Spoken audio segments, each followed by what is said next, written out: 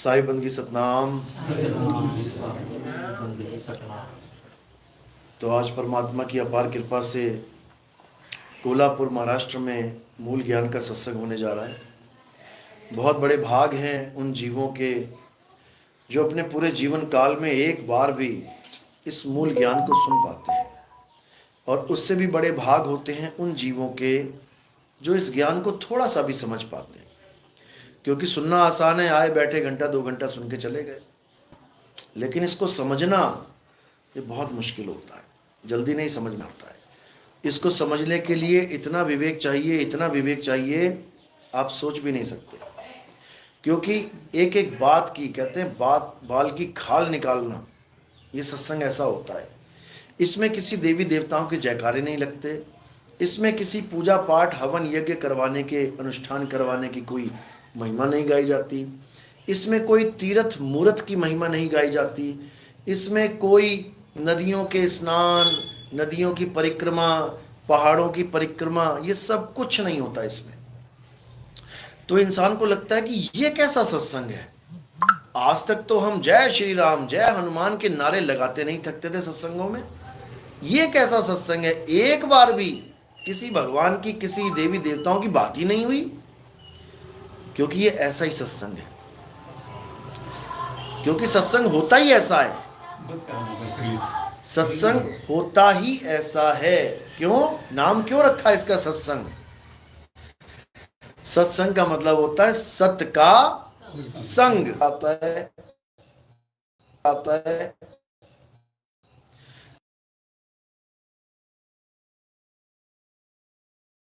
आए हैं first time. आप किस धर्म के हैं, आप किस जात के हैं, आप किस भगवान को मानते हैं, हमें इसकी कोई जानकारी नहीं है, और ना ही हमें जानकारी लेने की जरूरत है। क्योंकि हमारे सत्संग का उद्देश्य केवल एक है। क्या है, आप चाहे आप किसी भी जात पात के हो, आपका इष्ट देव कोई भी हो, आप किसी भी भगवान की पूजा करते हो, आप केवल सत्य को जान लो कि सत्य क्या है। अगर आपने सत्य को जान लिया तो उससे क्या होगा, जान लिया तो उससे क्या होगा, आपके जीवन में जितना भी असत्य जो आप ग्रहण करके बैठे हो, वो क्या होगा, अपने आप छूट जाएगा। अगर आप सत्य धारण करके बैठे हो तो अच्छी बात है, सत्य तो है ही आपके पास। लेकिन अगर गलती से अज्ञानता में असत्य की पूजा करने लग गए तो फिर आपको समझदारी दिखानी पड़ेगी। सत्य और असत्य में भेद समझ के सत्य का साथ देना पड़ेगा, तब जाकर आप सत्संगी कहलाओगे, तब जाकर आपका जन्म सफल होगा। आपको उस नारायण के साथ जुड़ना है जिसको सत्य नारायण कहते हैं। सत्य नारायण सुनते हो ना। अब नारायण में और सत्य नारायण में क्या फर्क है। जिस दिन ये फर्क समझ में आ गया ना, उस दिन तुम्हें समझ में आ जाएगा। एक धर्म है कौन सा, सनातन, और एक धर्म है सत्य सनातन। क्या फर्क है दोनों में, जमीन आसमान का फर्क है। समझोगे तो समझ में आएगा। जो आपको सनातनी दिखाई दे नहीं है, सत्य सनातनी ही असली सनातनी है। इसीलिए तो सत्य लगाना पड़ा। और मोहे अंदेशा और साहिब से परिचय नहीं, वो बैठेगा किस ठौर। साहिब तो सभी कर रहे हैं, सारे कबीरपंथी बिना साहिब के बता दो कोई मिलते हैं, साहेब बंदगी साहेब। तो आज परमात्मा की अपार से उस सत्य का भेद समझ में आएगा, जिसको समझने के बाद आप बिल्कुल क्रिस्टल क्लियर हो जाओगे, बिल्कुल एकदम पारदर्शी। यानी एक कांच के गिलास में अगर कोको कोला पड़ी है, और एक कांच के गिलास में पानी पड़ा है, एक कांच के गिलास में कॉफी पड़ी है, एक कांच के गिलास में रूह अफ़ज़ा पड़ा है, आप बिना झांके बता सकते हो गिलास में क्या है। बिना झांके, ऐसे नहीं देखना पड़ेगा क्या रखा है इसमें। क्यों, क्योंकि पारदर्शिता आ गई। किसी से पूछने की भी जरूरत नहीं पड़ेगी। अभी आपके सामने स्टील का गिलास रख देना, 4 गिलास लेके कोई आए, वो क्या कहेगा, वो कुछ देखेगा, वो क्या बांट रहे भाई, क्या बांट रहा है, चाय है, कॉफी है, दूध है, क्या है इसमें। क्यों, पारदर्शिता नहीं है। लेकिन जैसे ही पारदर्शिता आ गई तो दूर से देखो, अरे कोको कोला वाला वहां, ओ भैया इधर आ जा भाई, क्यों दिख रहा है उसमें क्या पड़ा है। बस इसी प्रकार आज आपकी दूर की नजर तेज कर देंगे, दूर से दिखाई देगा। इसी को पार की नजर कहते हैं, पार की। कोई है रे परलय पार का, अब तुम्हें परलय से पार दिखाई देने लग जाएगा आज समझोगे तो आज का सत्संग शुरू करने से पहले परमात्मा के नाम पे जयकारा लगाएंगे और फिर सत्संग शुरू करेंगे। बोलिए परमपिता परमात्मा की, सदगुरु बंदी छोड़ कबीर साहिब की, सभी संतों की, सभी भक्तों की, आज के आनंद की, इस गांव नगर बस्ती की, सदगुरु मदन पति साहिब की, सदगुरु बैराग पति साहिब की, सभी संतों की, आज के आनंद की, सकल हंस को बंदगी साहिब, सतनाम सतनाम। तो आज उस पे पर्दा उठाया जाएगा, उस वस्तु से पर्दा उठाया जाएगा जिसको सत्य और असत्य कहते हैं। सत्य और असत्य, इन दोनों वस्तुओं का ज्ञान आज आपको करवाया जाएगा। क्या है सत्य, क्या है असत्य।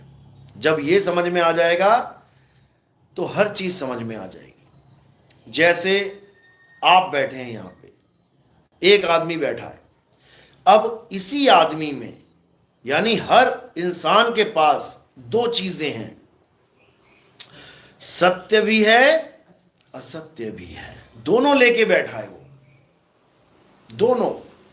अब क्या है सत्य और असत्य क्या है, कैसे समझ में आएगा।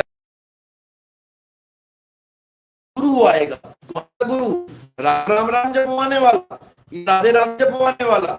जब मुसलमान गुरु आ गया तो अल्लाह अल्लाह कराने वाला, या कोई सिख। मोबाइल बंद करेगी, कोई बात आता था बंद करा हो गया।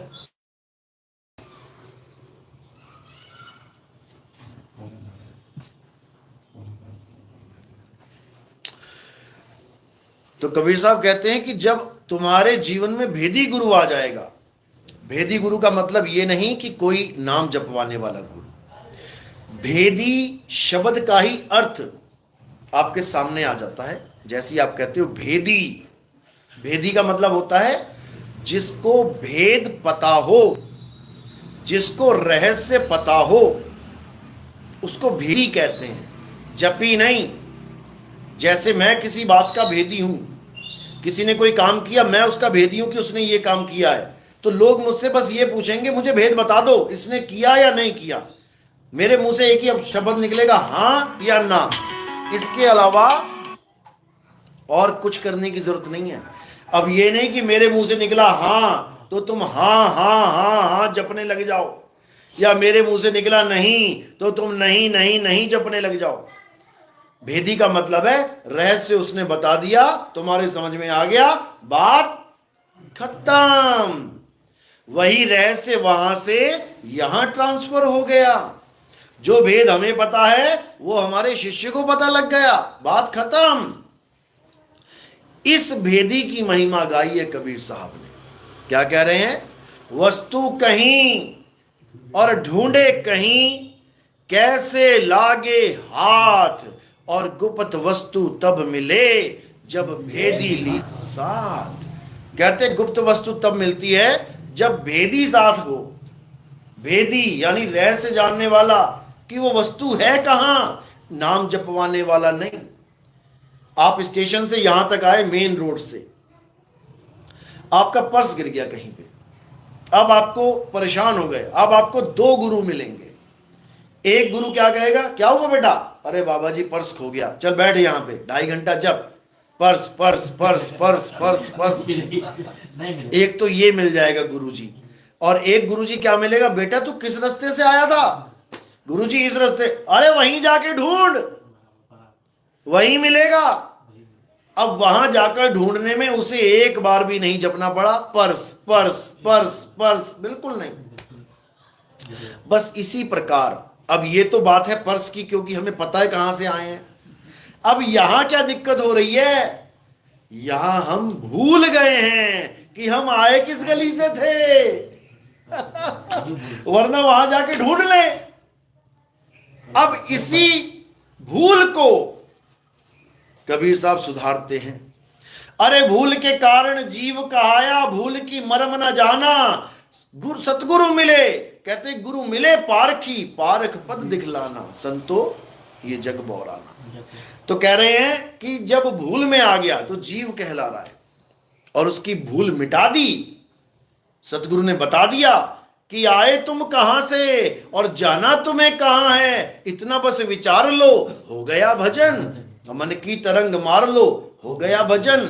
आदत बुरी सुधार लो, हो गया भजन। क्या राधे राधे राधे जप के जीवन बर्बाद कर रहा है, क्या राम राम जप के, क्या कबीर कबीर कबीर जप के, क्या अल्लाह अल्लाह वाहिगुरु वाहिगुरु जप के जीवन बर्बाद कर रहा है। बर्बाद हो जाएगा जीवन। इससे फल तो मिलेगा लेकिन मुक्ति नहीं मिलेगी। फल तो मिलेगा, फल जरूर, फल दोनों प्रकार के शब्दों का मिलता है। अच्छे वचन बोलो तब भी फल मिलता है, बुरे वचन बोलो तब भी फल मिलेगा। वचनों का फल मिलेगा, शब्दों का फल मिलेगा, लेकिन मुक्ति नहीं मिलेगी। चाहे तुम किसी भी शब्द को यूज कर लो, मुक्ति के लिए नहीं लगेगी। वो ताले की चाबी है ही नहीं, वो ताले की चाबी है ही नहीं। तुम्हारा मोबाइल इस चाबी से खुलता है, तुम सारी लोहे की चाबियां लगा लगा के देख लो, तुम लोहे की पीतल की कोई चाबी लगा के देख लो, मोबाइल में घुसा दो, उसके जहां चार्जर घुसता है घुमाते रहो, उसकी चाबी ही अलग है। अंगूठा लगेगा तो दरवाजा खुलेगा। तो ये भेद है। कबीर साहब कहते हैं मोह को कहां ढूंढे रे बंदे, मैं तो तेरे पास में। अब कबीर साहब कह रहे हैं मैं तो तेरे पास में, और ये बाबा लोग क्या कह रहे हैं कबीरपंथी, कि परमात्मा तो सतलोक में बैठा है, तुम्हें हम सतलोक लेके जाएंगे। वो कह रहा है मैं तेरे पास में, और ये कह रहे हैं हम तुम्हारा चलावा चौका करके तुम्हें सतलोक लेके जाएंगे। बताओ, यही अज्ञानता है।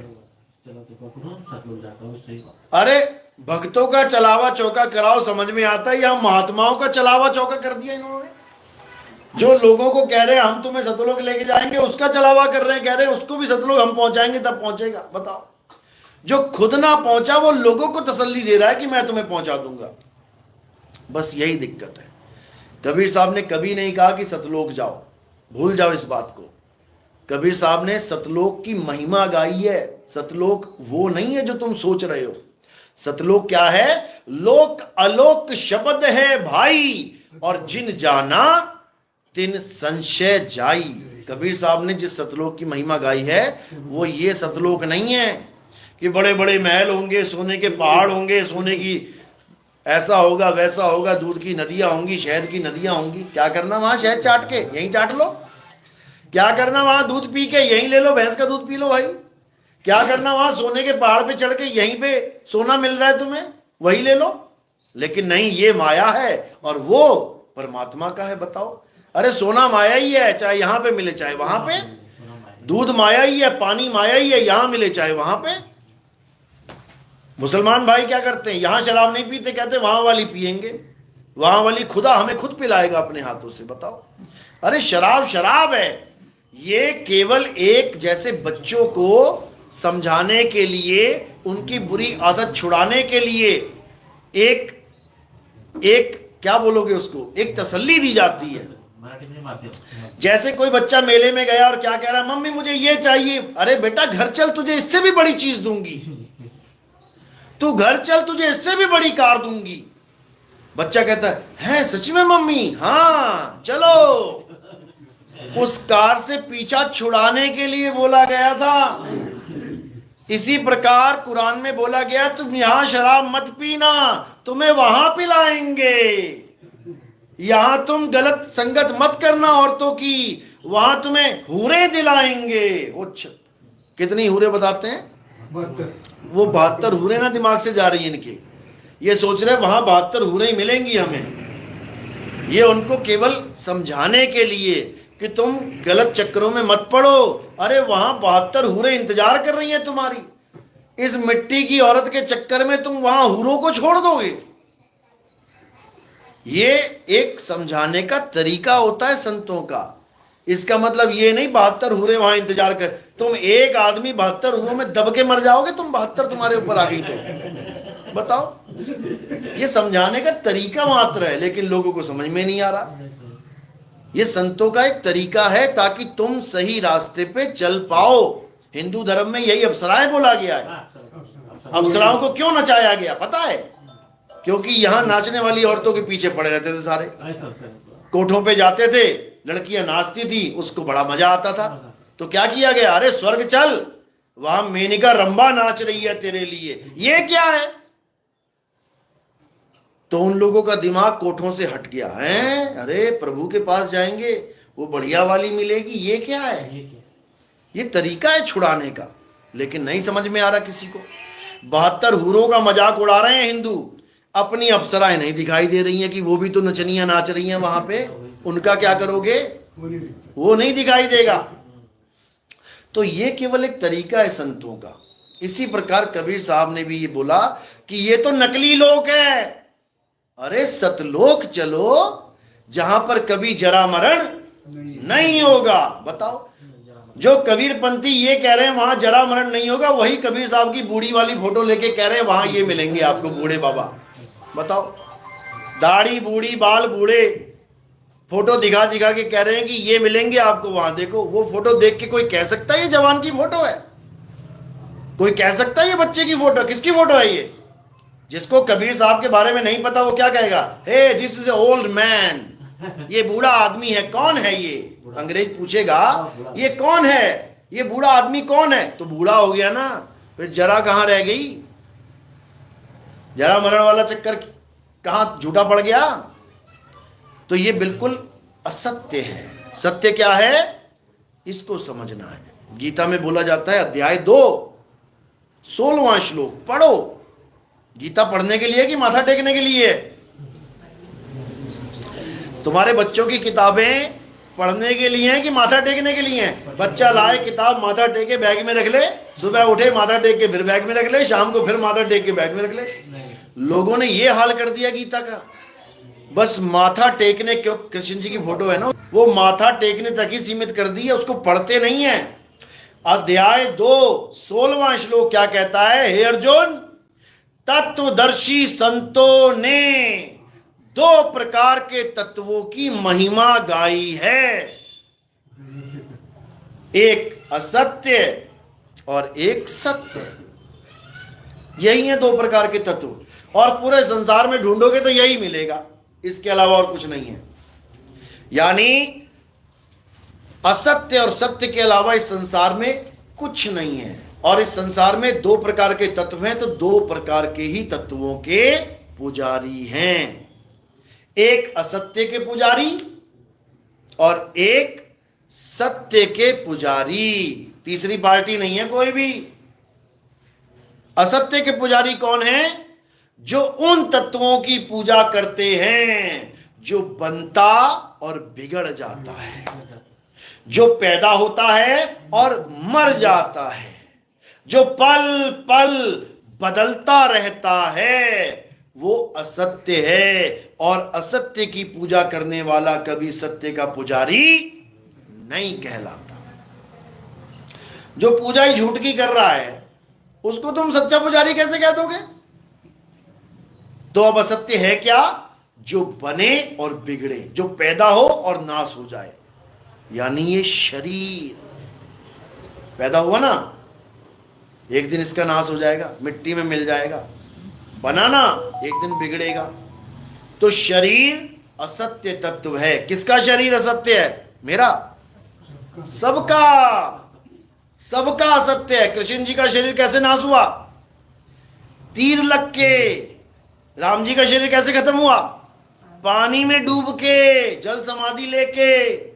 सारे संतों का शरीर कैसे खत्म हो रहा है? देख लो जाके, सबका खत्म हो रहा है। क्यों? सबका शरीर पैदा हुआ इसलिए। जो पैदा हो गया उसका नाश पक्का है। तो जो पैदा होने वाले और नाश होने वाले की पूजा करे वो असत्य का पुजारी है। अब ये थर्मामीटर आपको दे दिया गया है, ये मीटर आपको पकड़ा दिया गया है। अब इससे चाहे अपनी टेम्परेचर नापो कितना है, चाहे अब मीटर से कपड़ा नापो। समझ लो। यानी अब तुम्हारे पास जो मीटर आ गया, अब उससे नापो कि तुम किसकी पूजा कर रहे हो। क्या तुम किसी शरीर की पूजा कर रहे हो? राम जी, हनुमान जी, शेरा वाली माता, लक्ष्मी जी, सारे, बाबा नानक, रविदास जी महाराज, जितने भी संत तुकाराम जी, नामदेव जी, संत ज्ञानेश्वर महाराज जी, सहजोबाई जी, मुक्ताबाई, अगर तुम किसी के शरीर की पूजा कर रहे हो तो तुम असत्य तत्व की पूजा कर रहे हो। ये नहीं कह रहा कि उनको तुम छोड़ ही दो, उनका तुम सम्मान ही ना करो, सबका सम्मान करो, A to Z का सम्मान करो, लेकिन असत्य तत्व समझ के नहीं। तुम पूजो राम जी को, तुम पूजो हनुमान जी को, तुम पूजो कृष्ण जी को, लेकिन असत्य तत्व की पूजा नहीं। सत्य तत्व की महिमा जानो। पहले साहिब कह रहे ना, राम कबीरा एक हैं, कृष्ण करीमा एक हैं, और कहन सुनन में दो, दो करके वो जानते, जिन्हें सतगुरु मिलाना हो। यानी हम अलग अलग कब मान लेते हैं किसी को भी, जब हमें वो दो दिखाई देने लग जाते हैं। जैसे ही द्वैतवाद आता है वैसे ही काम खराब हो जाता है। जैसे एक कमरे में कुत्ता डाला आपने, एक कमरे में कुत्ता बांध दिया अकेला, आगे खीर रख दी, लड्डू पेड़े रख दिए, मजे से खा रहा है। कमरे में कितने कुत्ते हैं? एक। अब उसी कुत्ते के आगे एक शीशा लगा दिया तुमने, अब कितने कुत्ते हो गए कमरे में? बस यही अज्ञानता है, यही अज्ञानता है। जैसे ही तुमने कहा दो, अब भौंको, अब भौंको, और भौंक भौंक के सारा जीवन खत्म हो जाएगा। वो कुत्ता एक ही है, लेकिन उसे जो दिख रहा है वो प्रतिबिंब है। कुत्ता एक ही रहेगा। तो कह रहे जैसे स्वान कांच मंदिर में भरमते भूख मरे हो, और कहें कबीर नलनी के सुगना तो हे कौन पकड़े हो। कह रहे तुझे किसने पकड़ रखा है? जैसे बंदर क्या करता है, चना, एक वो होता है बंदर पकड़ने वाला, चना फेंक देता है, पहले ऊपर ऊपर फेंकता है, बंदर देखता है क्या बात है, चने बहुत बढ़िया, जाता है जाता है जाता है, चने गिराता गिराता सुराही जमीन में गाड़ रखी होती है उसने, और उसमें चने फेंक रखे होते हैं, बाहर भी चने होते हैं। बंदर खाता है, देखता है अरे इसमें हैं चने भाई। बंदर क्या करता है, हाथ डाल देता है, जब डालता है तो ऐसे जाता है, और जब मुट्ठी बांध लेता है तो ऐसे हो जाता है। अब बंदर कहता है अरे पकड़ लिया किसी ने मेरा हाथ। बंदर कहता है मेरा हाथ किसी ने पकड़ लिया। अब पूरे दिन खड़ा रहता है वहीं पे जब तक वो आ ना जाए बंदा वापस। वो मुट्ठी नहीं छोड़ेगा। अगर वो मुट्ठी छोड़ दे, चने छोड़ दे, तो सारी उम्र का उसका जो नाचने वाला ड्रामा है खत्म हो जाएगा। लेकिन अब मुट्ठी से चने नहीं छूट रहे, बेटा अब सारी उम्र नाच, डंडे के दम पे नाचेगा। इसी प्रकार कबीर साहब कह रहे हैं कि अगर तू अपने से भिन्न किसी और की पूजा में लग गया, अब तू पक्का नाचेगा, और नाच नाच के सारा जीवन बर्बाद करेगा। देख लो नाच ही तो रहे हैं सारे। एस्कॉन मंदिर में चले जाओ, देख तेरी को नाच रहे हैं। कहीं भी चले जाओ, वृंदावन में चले जाओ, देख तेरी को नाच रहे हैं। सब नाच ही रहे हैं। वो नचा रहा है, नचाने वाला नचा रहा है और नाच रहे हैं। कौन बचेगा नाचने से? जो खुद को जान लेगा, जो स्वयं का बोध करेगा, स्वयं का, अपना, यानी अपनी आत्मा को जानेगा। इसीलिए नाम रखा गया है आत्म ज्ञान। तो दूसरे प्रकार का तत्व क्या है? आत्मा। कृष्ण जी ने कभी नाशवान वस्तुओं की महिमा नहीं गाई। कृष्ण जी ने साफ बता दिया अपने ग्रंथ में कि हे अर्जुन, यहां दो प्रकार के भगत हैं। एक वो हैं जो अल्प बुद्धि जीव हैं, वो भगत जिनकी बुद्धि छोटी है, और एक जो परम ज्ञानी है जिनकी बुद्धि छोटी है। कहां लिखा है ये? 7वां अध्याय 23वां श्लोक पढ़ के देखना क्या लिखा है। उसमें लिखा है जो लोग देवी देवताओं की पूजा करते हैं, जो देवी देवताओं से प्राप्त हुए फल को सत्य मानते हैं, जबकि होता क्षणिक है, जो देवी देवताओं की पूजा से तृप्त हो जाते हैं, कहते हैं वो अज्ञानी जीव हैं, अल्प बुद्धि हैं, कम अकल लोग हैं। और बुद्धिमान कौन है? जो मेरी पूजा करता है, जो मुझे भजता है। मुझे मतलब ये काया को नहीं, ये काया को नहीं बोल रहे हैं कि मेरी काया को भजता है। कृष्ण जी को पता है कि इस काया का नाश होना तय है, तीर लगेगा। क्यों लगेगा? मैंने मारा था। क्यों मारा था? किसके मारा था? बाली के मारा था। एक युग पहले राम जी ने बाली को तीर मारा था। एक युग तक बाली का श्राप पीछा करता रहा। बाली मरता मरता क्या बोला? हे राम, लोग तुम्हें मर्यादा पुरुषोत्तम कहते हैं, लेकिन तुमने क्षत्रिय धर्म की मर्यादा का उल्लंघन कर दिया, खंडन कर दिया।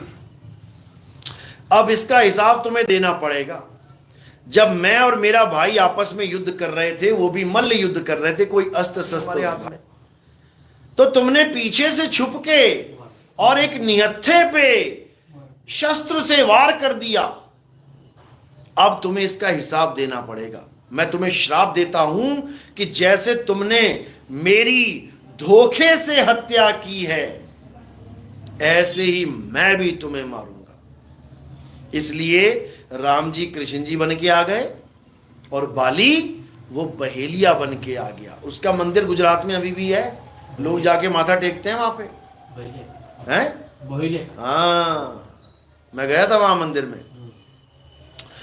तो भगवान भी श्राप से नहीं बच सकते अगर वो गलत काम करें तो एक आम आदमी कैसे बचेगा भाई? एक आदमी सोच के बैठा, अरे हमने जितने काम किए भगवान माफ कर देंगे, बस आरती गाते जाओ उनकी।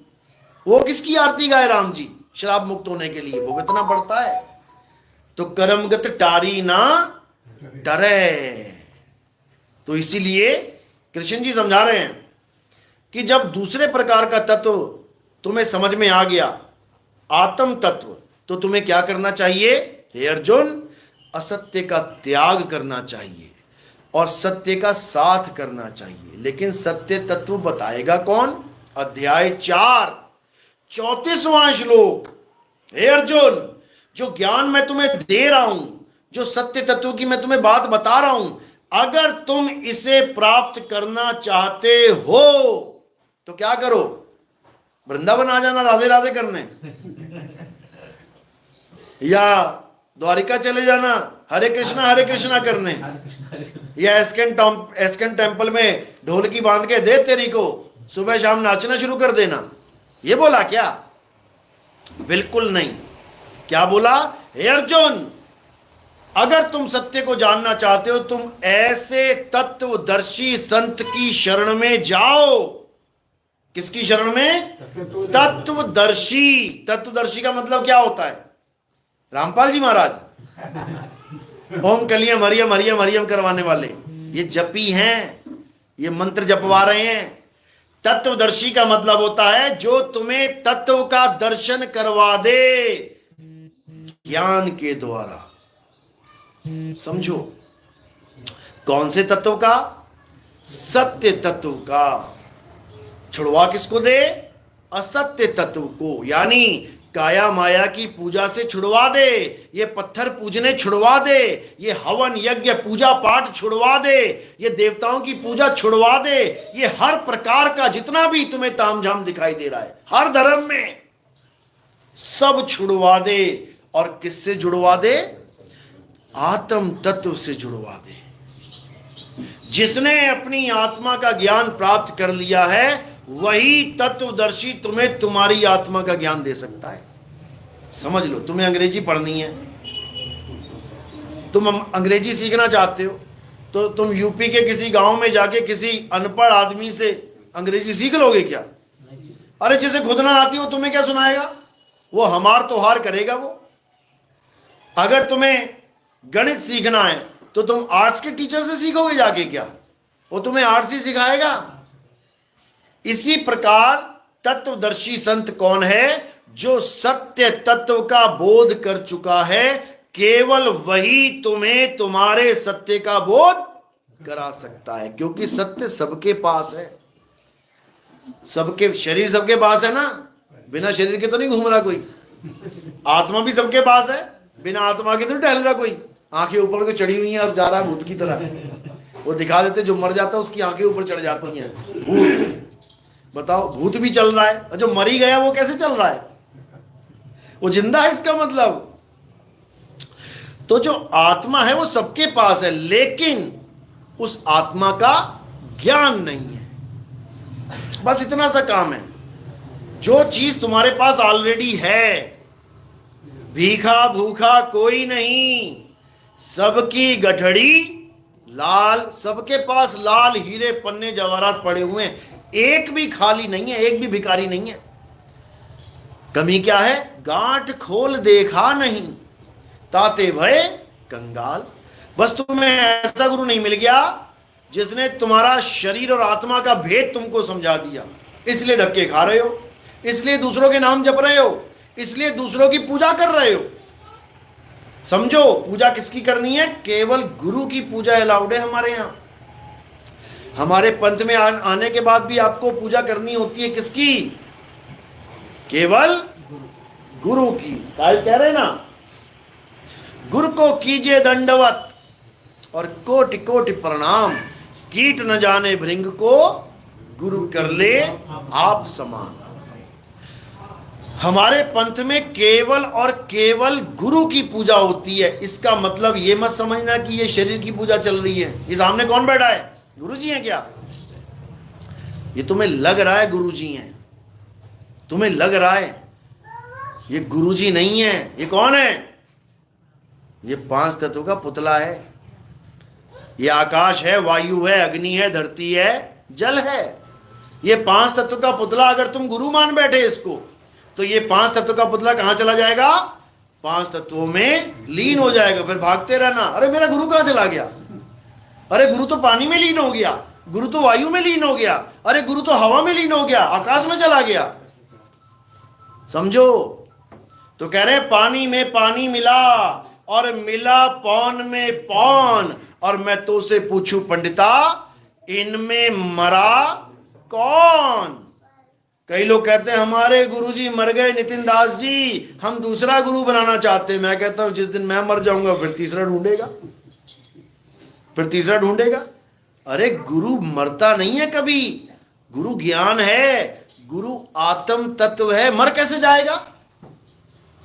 हां, तुमने शरीर को गुरु मान लिया, पक्का मरेगा, पक्का मरेगा। पता नहीं चलते चलते गिर जाए अभी, फिर 4 लोग लेके जाएंगे कंधे पे, कौन मर गया? गुरुजी मर गए।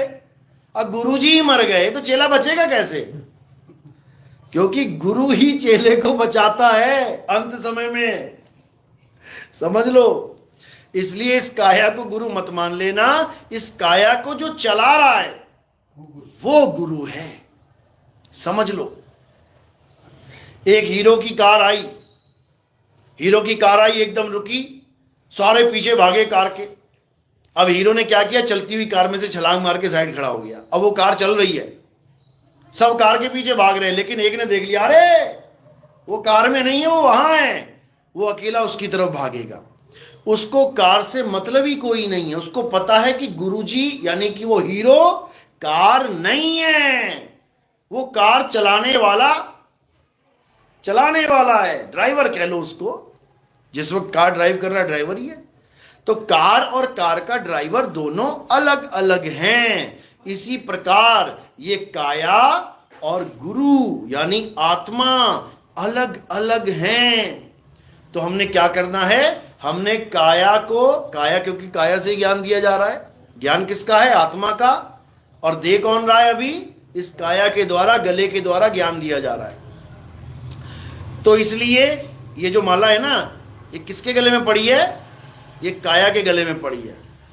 समझो, जैसे किसी दूल्हे की शादी होती है तो दूल्हा तो अंदर बैठा होता है, बाहर कार पूरी सजा रखी होती है, खूब फूल वूल लगा के एकदम। अब कोई कहे ये कार ही दूल्हा है, दूल्हे को सजा रखा है। ये दूल्हा नहीं है भैया, ये कार है, कार पे मालाएं पड़ी हुई हैं। इसी प्रकार ये जो मेरी गाड़ी है, ये कुछ दिन चलाऊंगा इसको छोड़ के निकल लेंगे। इसी प्रकार तुम्हें यह जानना पड़ेगा कि तुम क्या हो। अगर तुम अपने आप को शरीर मान बैठे हो तो तुम दिन गिनो, बस तुम्हारा अंत समय आने वाला है। और अगर तुम अपने आप को आत्मा जान लो तो फिर कितने दिन गिनने पड़ेंगे? फिर गिनतियां खत्म हो जाएंगी, फिर युग खत्म हो जाएंगे, कल्पों खत्म हो जाएंगे, सब कुछ खत्म हो जाएगा, लेकिन तुम खत्म होने वाले नहीं हो, क्योंकि तुम आत्मा ही हो गए। इसी आत्म तत्व की महिमा कृष्ण जी समझा रहे हैं, लेकिन कोई समझ ही नहीं पा रहा है। क्या कह रहे हैं? हे अर्जुन, तुम और हम ये शरीर नहीं है। गलती से भी अपने आप को शरीर मत मान लेना। शरीर क्या है? हड्डी, मांस, खून, बाल, खाल, इसका पुतला है। और हम तुम क्या हैं? हम तुम अविनाशी आत्मा हैं। हम अविनाशी हैं। ये शरीर तो हमारे कपड़े हैं। जैसी गर्भ से बाहर आए, एकदम फ्रेश कपड़े मिले, कोमल कोमल, बिल्कुल बढ़िया।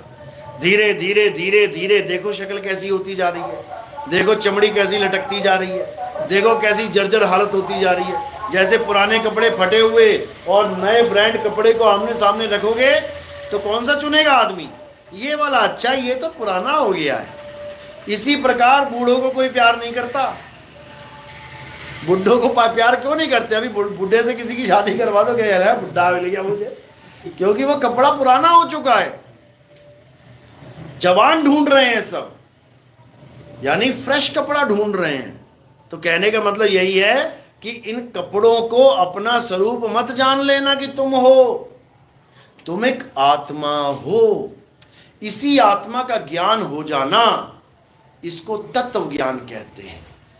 असत्य यानी काया को छोड़ देना और सत्य यानी आत्मा को ग्रहण कर लेना, उसके ज्ञान को ग्रहण कर लेना, इसको तत्व ज्ञान कहते हैं। और तत्व ज्ञान देने वाले को तत्वदर्शी संत कहते हैं। इसकी महिमा गाई गई है स्पेशल गीता में, और यही कबीर साहब समझा रहे हैं।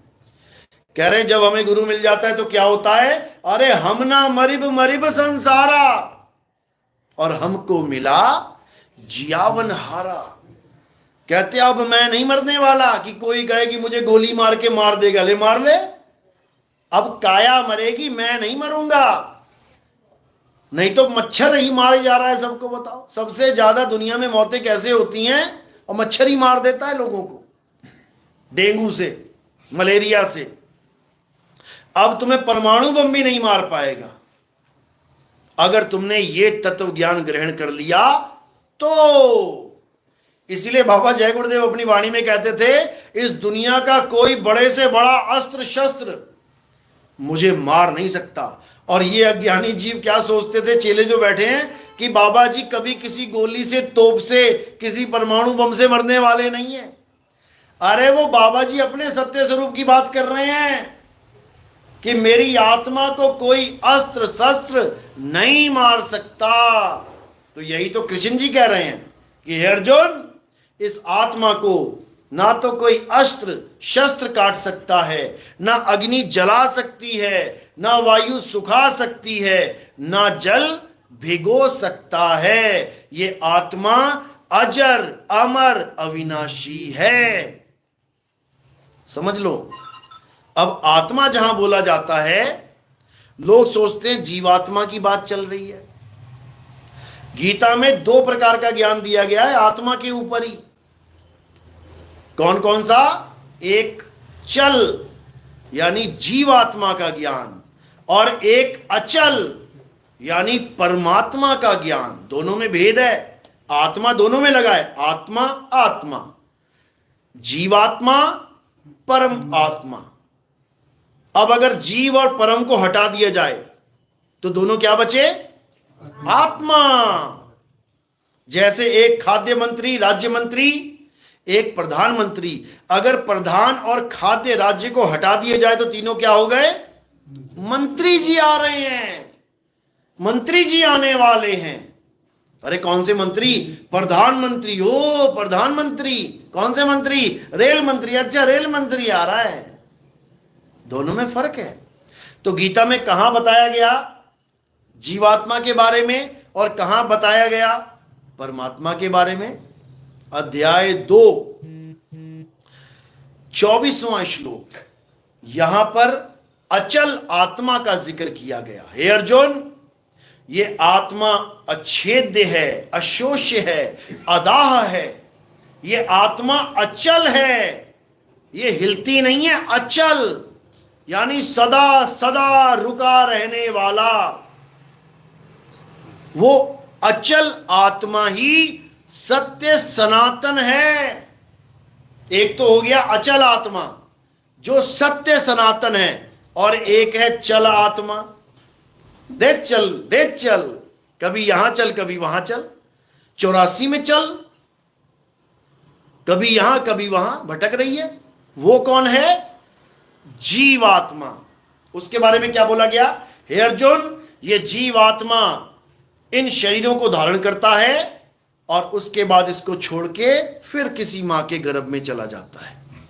ये आना जाना, ये जन्म मरण का चक्कर सदा चलता रहता है, जब तक वो अपने आप को शुद्ध आत्मा के रूप में नहीं जान ले। शुद्ध आत्मा यानी अचल आत्मा, परम आत्मा, सत्य सनातन स्वरूप।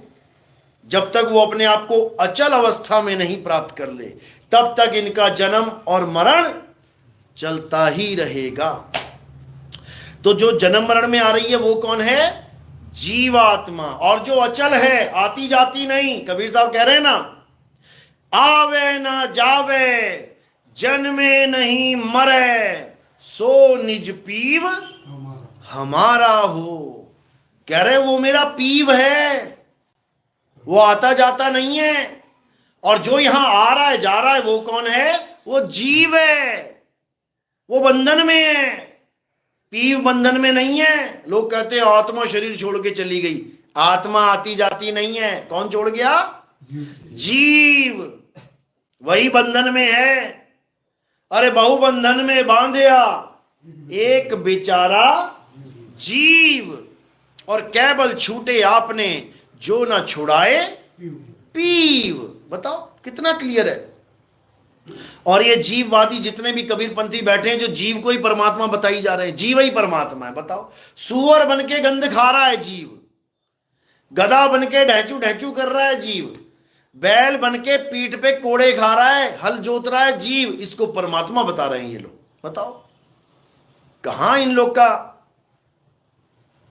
बुद्धि का लेवल चला गया है। अभी एक कल आया था बाबा हमारे सत्संग में फलटन में, वो जिंदा राम वाला, हाजिर नाजिर जिंदा राम, वो जिंदा राम करने लग गया। हाँ सब जिंदा राम है, सब जिंदा राम है, सब जिंदा राम है। अरे मैंने कहा सब जिंदा राम है, तुम्हें सत्संग करने की क्या जरूरत है? वो जिंदा राम खुद ही कर देगा सत्संग। जिंदा राम को भी बताना पड़ता है। जिंदा राम मतलब जीव। ये जीव की वजह से तो जीवन मिला हुआ है। आपका शरीर जिंदा क्यों है? क्योंकि जीव बैठा है, जिंदा है वो। यानी जीव को ही सर्वे सर्वा बताई जा रहा है, सर्वे सर्वा बता रहा है। पीव का कोई ज्ञान नहीं है, जीव को ही बताई जा रहा है। इतना बुरा हाल है। तो मैंने बोल दिया, मैंने कहा 4 जिंदा राम मैं लेके आता हूं, पाल के दिखा दे तू। सुअर लाता हूं पकड़ के जिंदा राम, 4 जीव लेके आता हूं, सुअर लेके आता हूं, उसको जिंदा राम परमात्मा मान के पाल के देख जरा, तब तुझे पता लगे। फिर चुप हो गया एकदम। अभी जिंदा राम आ जाए अगर सांप बन के, वो इसकी महिमा गा रहा था कि सब जिंदा राम है। कोई आदमी बन के आ गया, कोई औरत बन के आ गया, कोई जानवर बन के आ गया, कोई पेड़ पौधे बन के आ गया, सभी जिंदा राम है। अरे सभी जीव हैं। कोई आदमी बन के आ गया, कोई पेड़ पौधे बन के आ गया, कोई कुत्ता बिल्ली हाथी घोड़ा बन के आ गया। ये परमात्मा थोड़ी नहीं आ गया बन के कि परमात्मा बन के आ गया सुअर। ये जीव हैं, ये बंधन में है। बहुबंधन में बांधे एक बेचारा जीव, और केवल छूटे आपने जो न छुड़ाए पीव। अरे तो पीव कौन है फिर? ये तो हम लोग समझ में आ रहा है हम लोग को, उनको कहां समझ में आ रही है ये बात। गरीबदास जी महाराज ने कहा, कोटि तो ब्रह्मा भय, कोटि भय ईश, और साहिब तेरी बंदगी से जीव होए जगदीश, ये क्यों नहीं समझ में आ रहा है इनके? नानक साहब ने कहा कि अगर तुम परमात्मा और आत्मा में यानी जीवात्मा और परमात्मा में अंतर मान रहे हो, कहने का मतलब आत्मा और परमात्मा में अंतर मान रहे हो, जीव और परमात्मा में अंतर है ही है। जीव और परमात्मा में तो अंतर है ही, तभी तो वो जीव और वो परमात्मा है। लेकिन अगर कोई आत्मा परमात्मा में अंतर मानने लग जाए तो उसके लिए क्या वाणी बोली? आत्मा परमात्मा एको करे, अंतर की दुविधा अंतर मरे। यानी जब तुम आत्म स्वरूप को प्राप्त कर लेते हो और कोई कहे कि अभी परमात्मा का स्वरूप बाकी है, कह रहे हैं ये अंतर पड़ गया, ये अंतर पड़ गया, ये अंतर मत करना। अंतर करोगे तो फिर किसी परमात्मा को ढूंढने के लिए जाना पड़ेगा 84 में। यही कबीर साहब ने समझाया कि हमारा स्वरूप और परमात्मा का स्वरूप एक है। अरे सत्य स्वरूपी नाम साहिब का, सो निज नाम हमारा। क्यों नहीं समझ में आ रहा है? इसीलिए 84 की बाढ़ आई पड़ी है। देखो कितने मच्छर हो गए, यही लोग हैं ये। पहले गुरुआ बन के खून चूसा, अब मच्छर बन के खून चूस रहे हैं। क्या करें इनका? तो साहिब यही समझा रहे हैं, अरे गुरुआ तो घर घर फिरे और कौड़ी केर 50, अपने रूप की खबर नहीं और शिष्य करण की आस। अपने स्वरूप का ज्ञान नहीं है इनको और नाम देने में लगे। तू राधे राधे जप ले, तू राम राम जप ले, तू अल्लाह अल्लाह जप ले, तू वाहिगुरु वाहिगुरु जप ले। अरे अपने स्वरूप को जान। अगर अपने स्वरूप को जान लिया तो तुम्हें समझ में आ जाएगा कि कृष्ण जी भी शरीर नहीं है, राधा जी भी शरीर नहीं है, राम जी भी शरीर नहीं है, कबीर साहब शरीर नहीं है, मीराबाई शरीर नहीं है, रविदास जी महाराज, तुका जी महाराज, संत नामदेव जी, मुक्ताबाई, ज्ञानेश्वर जी महाराज शरीर नहीं है। ये तब समझ में आएगा। ये पत्थर पूजने से, राम राम जपने से, अल्लाह अल्लाह जपने से समझ में नहीं आएगा। इसीलिए सतगुरु की महिमा क्या गाई है? सोई गुरु पूरा कहावे, जो 2 अक्षर का भेद बतावे, एक छुड़ावे एक लखावे, तब प्राणी निज घर को जावे। ये महिमा है सतगुरु की कि सतगुरु वो होता है जो 2 अक्षरों का भेद बता देगा। एक कौन सा अक्षर? जो तुम्हें तुम्हारे खानदान में मिला है, तुम्हारे धर्म में मिला है, तुम्हारे देश में मिला है। हिंदुस्तान में कौन सा मिल गया? का खा गा आ ई। अमेरिका में, इंग्लैंड में कौन सा मिल गया? A B C D E F G. अरब में कौन सा मिल गया? अलिफ बे ते पे। पंजाब में कौन सा मिल गया? ऊड़ा एड़ा ईड़ी हा हा सस्सा कक्का कग्गा गग्गा। ये सब भाषाएं कहां से मिल रही हैं? ये सारे अक्षर कहां से मिल रहे हैं? ये तुम्हें तुम्हारे माता पिता से, तुम्हारे समाज से, तुम्हारे प्रदेश से, तुम्हारे देश से मिल रहे हैं। भारत एक है, लेकिन गुजरात वाला चला जाए जरा कर्नाटक में, वो कहेगा भैया क्या बोल रहा है यार तू भी हिंदुस्तानी, मैं भी हिंदुस्तानी, पता नहीं क्या क्या बोलते रहते हैं ये लोग। यूपी वाला गुजरात में चला जाए, उसको वो समझ में ना आए। समझो, आसाम वाला दिसपुर में कहीं और चला जाए, आंध्र प्रदेश में, उसको वो एक ही भारत में इतनी भाषाएं चल रही हैं, कहां से आ गए ये सारे अक्षर? इंसानों की उपज है। तो क्या करता है सतगुरु? 2 अक्षर का भेद बताए, एक छुड़ाए। गुजराती में नाम जप रहा है, हाँ छोड़ दे। तू बंगाली में नाम जप रहा है, हाँ छोड़ दे। तू हिंदी में नाम जप रहा है, हाँ छोड़ दे। तू अंग्रेजी में जप रहा है, छोड़ दे। तू अरबी में जप रहा है, छोड़ दे। तू जापानी, ताइवानी, जिस भी भाषा में जप रहा है, छोड़ दे। और क्या कर? केवल आत्म तत्व को जान ले। उस तत्व को जान ले जिसकी वजह से तू बोल पा रहा है राम राम, राधे राधे, अल्लाह अल्लाह, वाहिगुरु वाहिगुरु, गॉड गॉड। किसकी वजह से बोल पा रहे हो? आत्म तत्व की वजह से।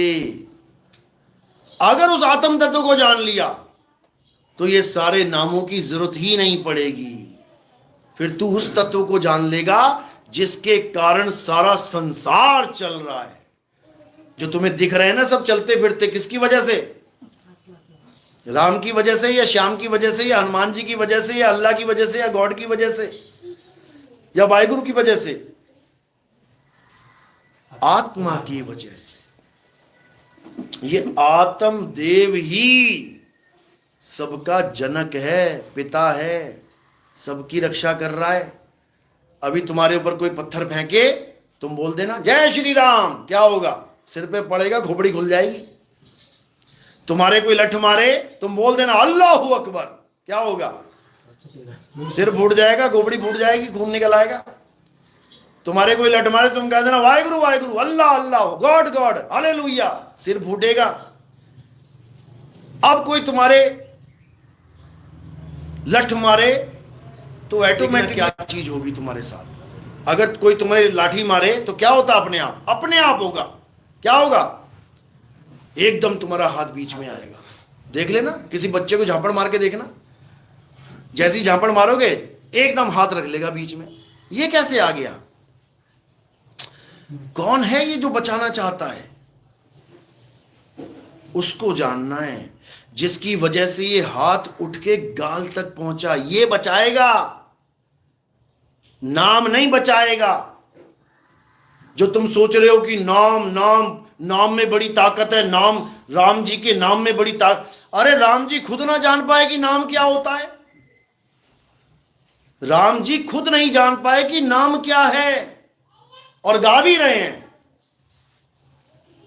कहो कहां तक नाम बढ़ाई, कहो कहां कहूं नाम बढ़ाई, और राम न सके नाम गुण गाई। राम भी नाम को नहीं जान पाए कि नाम होता क्या है, इसीलिए तो गुरुजी के पास गए हैं। राम, सीता, लक्ष्मण, आप यूट्यूब पे सर्च करना रामायण, उन गुरुजी के पास गए हैं नाम को जानने के लिए कि नाम होता क्या है। समझो, भगवान गुरुजी के पास जा रहे हैं तो गुरुजी क्या कह रहे हैं उसको? राम जी को क्या कहेंगे गुरुजी? राम तुम एक काम करो, तुम ना अपना नाम जपो, तुम पार हो जाओगे। ऐसा बोलेंगे क्या? सुनो वहां क्या बोला गया है। वहां राम जी को आत्मा की महिमा सुना रहे हैं गुरुजी। हे राम, इस दुनिया में एक तत्व है जो सत्य है, वही आत्मा है।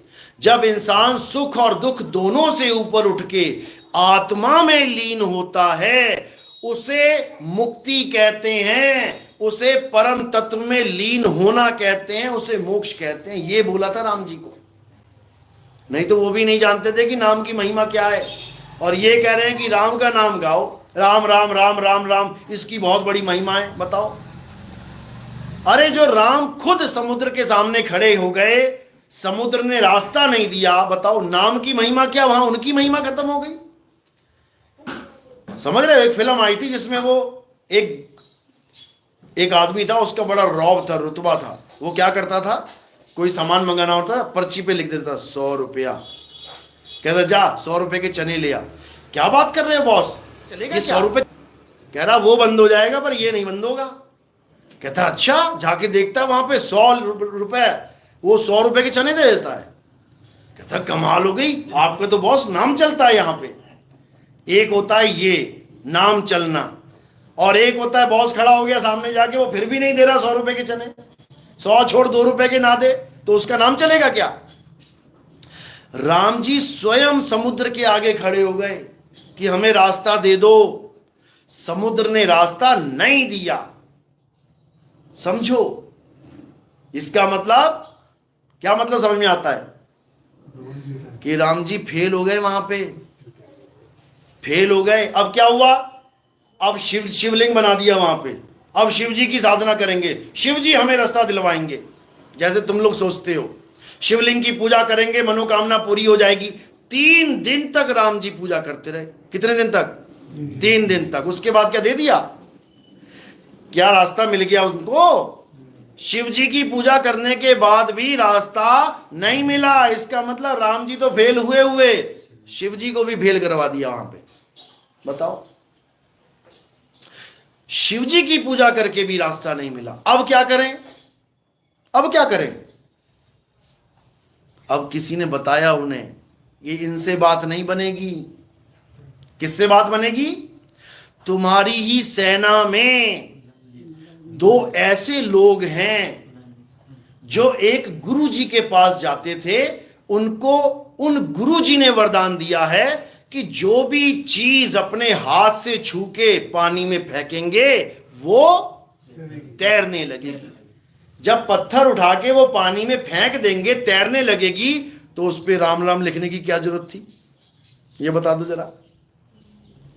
उनको वरदान क्या ये मिला था कि राम नाम लिख के फेंकेंगे? उनको वरदान ये था कि जो भी चीज वो अपने हाथ से छू के फेंक देंगे वो तैरने लग जाएगी। राम राम नहीं लिखने से तैरेगी। फिर क्या हुआ? राम जी को समझ में आ गई बात, बुला लिया दोनों को, आ जाओ भैया। आज भी उनको पहला इंजीनियर कहते हैं जिन्होंने पुल बांध दिया समुद्र पे।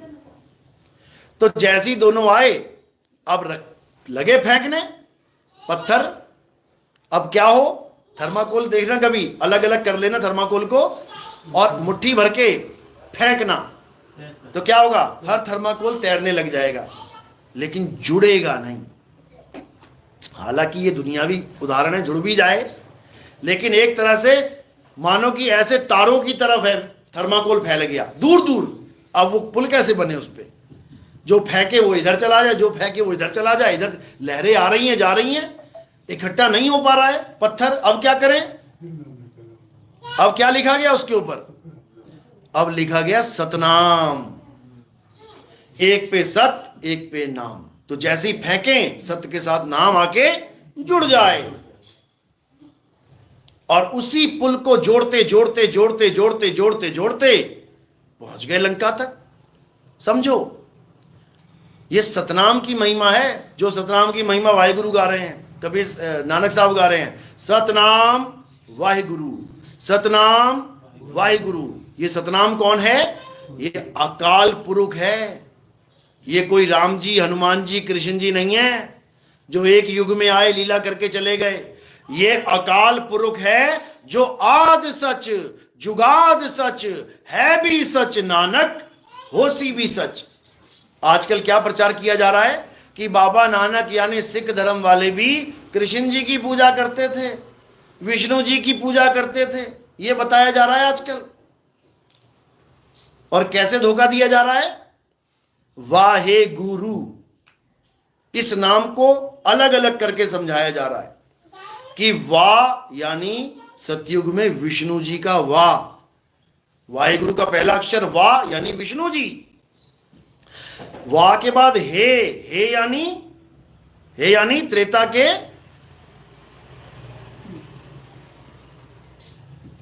राम, हे राम।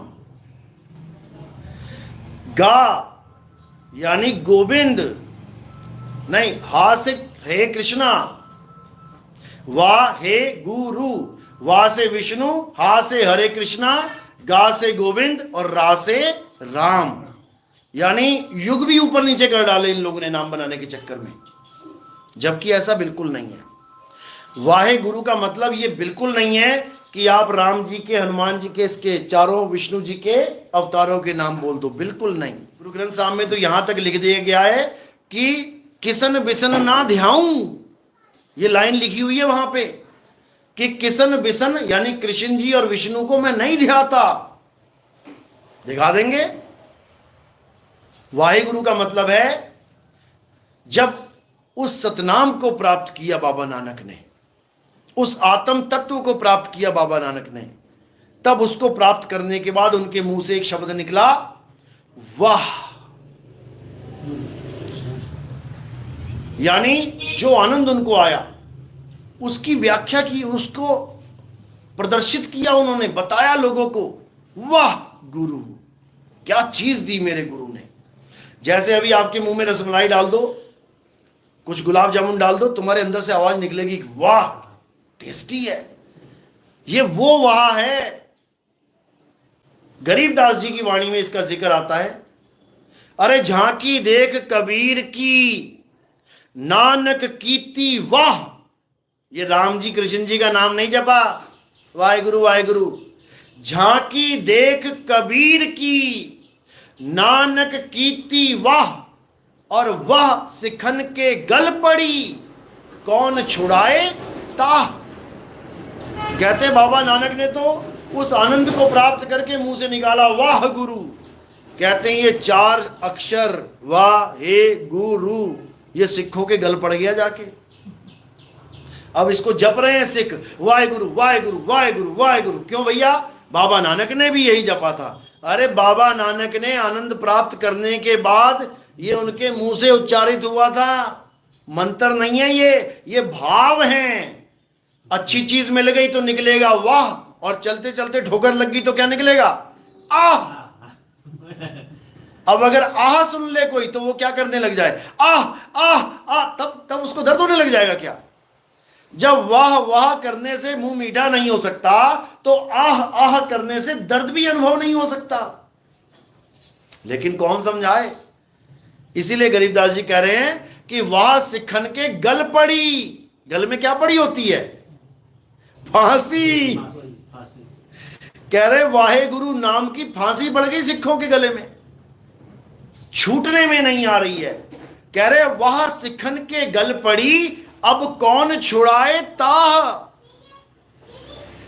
जैसे सिखों के गल में पड़ गई वाहेगुरु की फांसी, ऐसे ही हिंदुओं के गले में राम नाम की फांसी पड़ गई है। मुसलमानों के गले में अल्लाह नाम की फांसी पड़ गई है।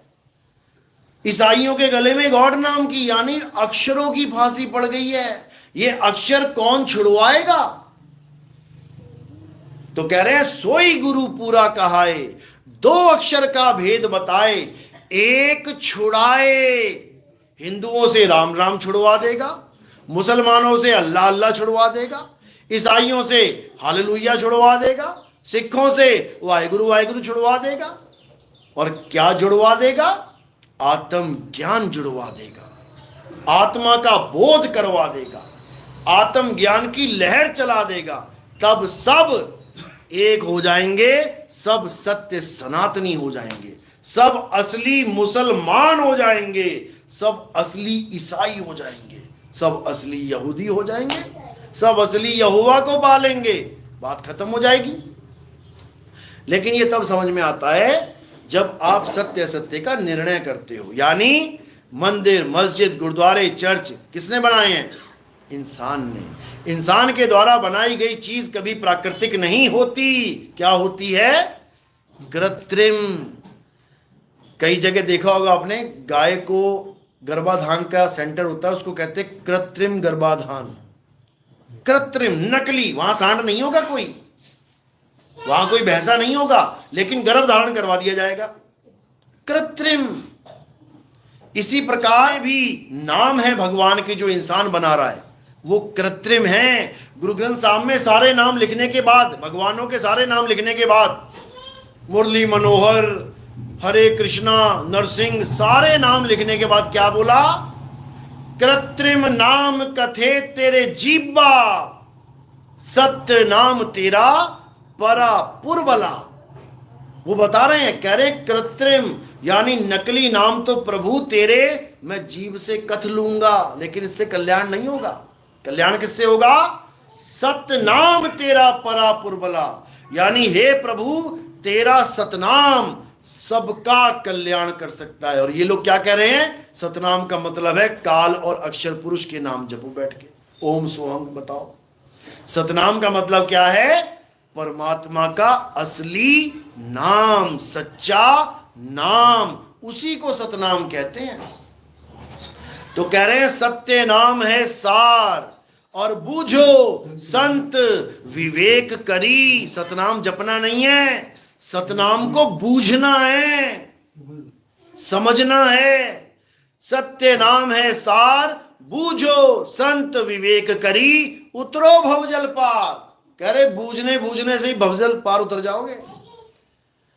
उतरो भवजल पार, सतगुरु का उपदेश यही। ये उपदेश नहीं है कि तुम ये नाम जपो, बिल्कुल नहीं जपने हैं। ना मैं जप में, ना मैं तप में, ना एकांत निवास में। अरे मोह को कहां ढूंढे रे बंदे, मैं तो तेरे पास में। ये नाम की महिमा है कि वो नाम तुम्हारे पास है। वो नाम ये नहीं है कि तुम लिखवा के बैठे हो राम राम राधे राधे। एक बाबा कहता, किसी आदमी ने प्रेम में आके एक टैटू बना लिया, राधे। अब बाबा जी के पास चला गया, कह रहा बाबा जी मैंने ये टैटू बनवाया राधे। कहते बहुत गलत काम किया तुमने। वो कहता क्यों बाबा जी? लोग अपनी मां का नाम लिखवाते हैं, छाती पे अपने बाप का नाम लिखवा लेते हैं, अपनी प्रेमिका का नाम लिखवाते हैं, इसमें गलत क्या है?